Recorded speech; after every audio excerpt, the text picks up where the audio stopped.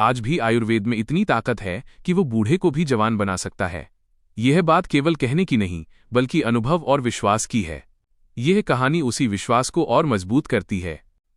एक समय की बात है। एक छोटे से गांव में एक मेहनती किसान रहता था। उसके 4 बेटे थे। किसान और उसके बेटे रोज सुबह खेतों में काम करने जाया करते थे। किसान ईमानदार और परिश्रमी था, लेकिन उम्र बढ़ने के साथ उसका शरीर कमजोर हो गया था। एक दिन अचानक किसान बहुत ज्यादा बीमार पड़ गया। गांव के वैद्य और डॉक्टर ने दवाइयां दी, लेकिन उसकी हालत सुधरने का नाम नहीं ले रही थी। चारों बेटे रोज खेतों में काम करने जाते थे और किसान घर पर अकेला पड़ा रहता था। बेटों को चिंता होने लगी कि बीमार पिता की देखभाल करने वाला कोई नहीं है। तब उन्होंने सोचा कि क्यों न पिता को अपने साथ खेत पर ही ले जाएं, ताकि काम के साथ साथ उनकी देखभाल भी होती रहे। अगले दिन चारों बेटे अपने पिता को खेत पर ले आए। उन्होंने एक बड़े पेड़ की छांव में पिता को आराम से लिटा दिया और खुद खेत में काम करने लगे। उस पेड़ पर कुछ बंदर रहते थे। बंदर रोज किसान को ध्यान से देखते रहते थे।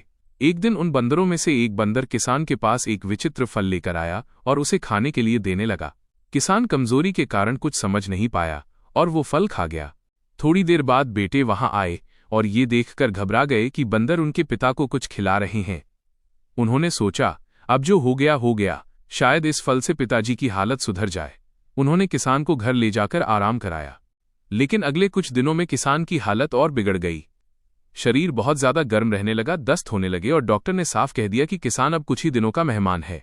बेटों का रो रो कर बुरा हाल था। धीरे धीरे किसान के सिर के सारे बाल झड़ गए और शरीर में अजीब से बदलाव होने लगे। कुछ समय बाद चमत्कार हुआ। किसान का शरीर धीरे धीरे मजबूत होने लगा। उसकी कमजोरी खत्म हो गई। झुर्रियां गायब होने लगीं और वो देखने में लगभग 25 साल का युवक लगने लगा। पूरा गांव हैरान रह गया। किसान पूरी तरह स्वस्थ और जवान हो चुका था। बाद में किसान ने दोबारा विवाह किया और सुखी जीवन जीने लगा। लोगों ने समझ लिया कि ये कोई साधारण फल नहीं था, बल्कि आयुर्वेद की कोई दिव्य औषधि थी। आज भी ये कहानी बताती है कि आयुर्वेद में ऐसी अद्भुत शक्ति है जो असंभव को भी संभव बना सकती है। ऐसी ही रोचक और प्रेरणादायक कहानियों के लिए हमारे चैनल को सब्सक्राइब करें, हमें फॉलो करना न भूलें और कमेंट में ज़रूर बताएं कि आपको कहानी से क्या सीख मिली। आपका एक छोटा सा सपोर्ट हमें और बेहतर कहानियां लाने की प्रेरणा देता है।